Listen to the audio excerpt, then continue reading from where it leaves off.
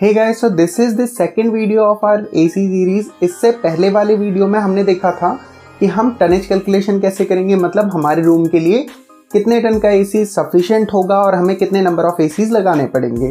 तो अगर अभी तक आपने वो वीडियो नहीं देखी है तो आप जाके देख सकते हैं, डिस्क्रिप्शन में आपको लिंक मिल जाएगा। तो चलिए आज देखेंगे हम कि कौन सा एसी हमें लेना चाहिए, whether it's inverter non inverter, दोनों में से हमें कौन सा लेना चाहिए, दोनों में बेसिक डिफरेंस क्या होते हैं, चाहे मनी वाइज हो या टेक्नोलॉजी वाइज हो तो क्या डिफरेंसेस होते हैं। तो चलिए सबसे पहले देखते हैं कि दोनों में डिफरेंस क्या होता है। अगर बात करें इन्वर्टर एसीज की, तो जो भी जितने भी इन्वर्टर एसीज आते हैं उसमें होता है, इन्वर्टर एसीज में होता ये है कि उनका जो कंप्रेसर है वो हमेशा एक जैसे वर्क नहीं करता। मतलब क्या कि स्टार्टिंग में वो फुल पावर के साथ काम करता है, उसके बाद जैसे ही रूम टेम्परेचर अचीव हो जाता है जितना आपने सेट किया हुआ है, लेट्स से 27 डिग्रीज, तो वो अपने आप को धीरे धीरे स्लो डाउन कर लेता है और वहाँ पे वो आपको जो आपकी एनर्जी कंजम्पशन है उसको धीरे धीरे रिड्यूस करना शुरू कर देता है। वहीं पे दूसरी तरफ अगर हम बात करें नॉन इन्वर्टर एसीज की या जो हमारे सिंपल एसीज हैं उनकी, तो वहाँ पे किसी भी तरीके का ऐसा कोई सिस्टम नहीं होता कि वो स्लो डाउन हो जाएगा या कंप्रेसर जो है अपनी पूरी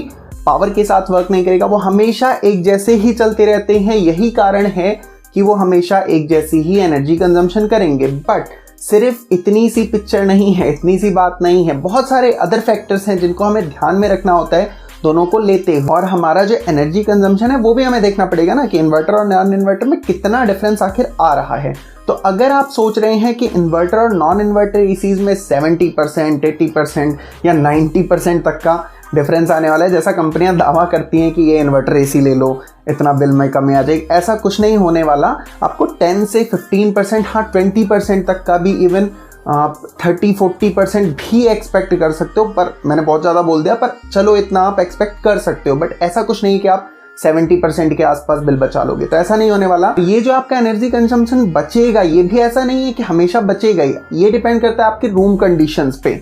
तो देखो इन्वर्टर एसी सिर्फ उन्हीं रूम्स में लगवाना चाहिए जहां पे आपका एक तो पहले रूम पूरी फुली पैक्ड होना चाहिए। जैसे बेडरूम्स हैं आपके, बेडरूम भी आपका टॉप फ्लोर पे नहीं होना चाहिए। अगर टॉप फ्लोर पे किसी भी रूम में आप इन्वर्टर एसी लगाते हो तो ऑब्वियसली आपको एनर्जी कंजम्पशन उतना ही होगा जनरल एसी जितना ही, क्योंकि वहां पे थ्रू आउट द डे जो वॉल्स हैं, ऊपर सीलिंग है, आपकी रूफ है, वो पूरी हीट हो रही है, तो एनर्जी कंजम्पशन आपका सेम ही रहने वाला है, वहां पे कोई आपको एनर्जी सेविंग नहीं होगी। बट वहीं पे अगर आपका जो रूम है वो कहीं नीचे है, बेडरूम्स में लगाना है आपको जहाँ पे हीट बहुत ज़्यादा नहीं होती, आपको पूरे दिन एसी चलाना नहीं होता है, तो उन कंडीशंस में कोई ओपन स्पेस नहीं है ना, विंडोज़ और आपके डोर्स जो हैं वो क्लोज रहने वाले हैं, तो वहाँ पे आप प्रेफर कर सकते हो इन्वर्टर एसी को। वहीं नॉन इन्वर्टर एसी जो है उसको आपको लगवाना चाहिए जो भी रूम्स ऐसे हैं, जैसे आपका रूफ का रूम हो गया, वहाँ पे हालांकि काम उसको भी ज़्यादा करना पड़ेगा, बट फिर भी वो तो हमेशा ही जितनी देर आप चला के रख रहे हैं उतनी देर तक वो उसी एफिशिएंसी से काम कर रहा है, तो आप वहाँ पे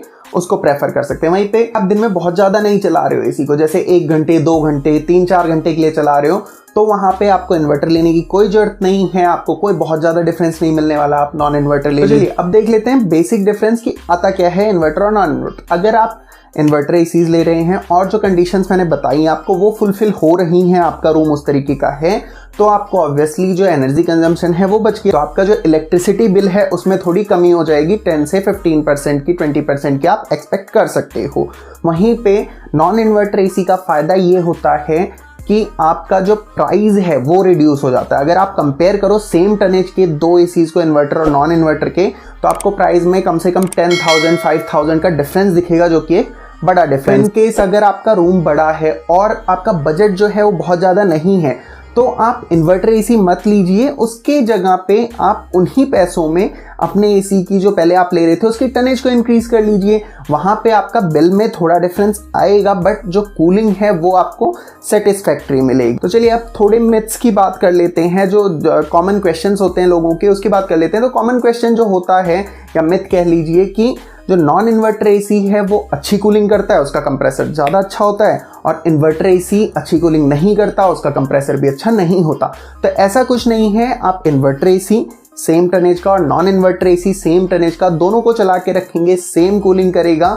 बस फ़र्क इतना होता है जो नॉन इन्वर्टर एसी होता है वो बहुत फास्ट कूलिंग करता है, तो उसकी वजह से हमें लगता है कि हाँ जो कूलिंग है वो बड़ी जल्दी जल्दी हो गई और ये बहुत अच्छा काम कर रहा है। और नॉन इन्वर्टर एसी जो है वो अपनी पेस के साथ थोड़ा स्लोली काम करता है, इसीलिए उसको क्लोज रूम में ही प्रेफर किया जाता है। कोई लॉबी वगैरह ओपन स्पेस है तो वहाँ पे लगाने के लिए मना किया जाता है इन्वर्टर एसी। वहीं पे अगर कंप्रेसर्स में आप कंपैरिजन करेंगे तो कंप्रेसर्स में कोई डिफरेंस नहीं है। हाँ, जो इन्वर्टर एसीज होते हैं वहाँ पे थोड़ी सी टेक्नोलॉजी इन्हेंस होती है, बहुत सारे सेंसर्स लगे होते हैं, तो उसकी वजह से उसकी जो कॉस्ट है वो बढ़ जाती है। सर दोनों के बढ़िया होते हैं, कोई प्रॉब्लम नहीं आने वाली। आप चाहे इन्वर्टर लगाते हैं, नॉन इन्वर्टर लगाते हैं, दोनों में से जो भी बेस्ट हैं वो मैंने डिस्क्रिप्शन में लिंक्स दिए हुए हैं, आप जाके चेकआउट कर सकते हैं, वहाँ से भी खरीदना चाहे खरीद। तो आई होप आपके सारे क्वेश्चंस की क्वेरीज के सॉल्यूशंस मिल गए होंगे। अगर फिर भी कुछ बच गया है, कुछ आपको पूछना है, आप कमेंट्स में पूछ सकते हैं।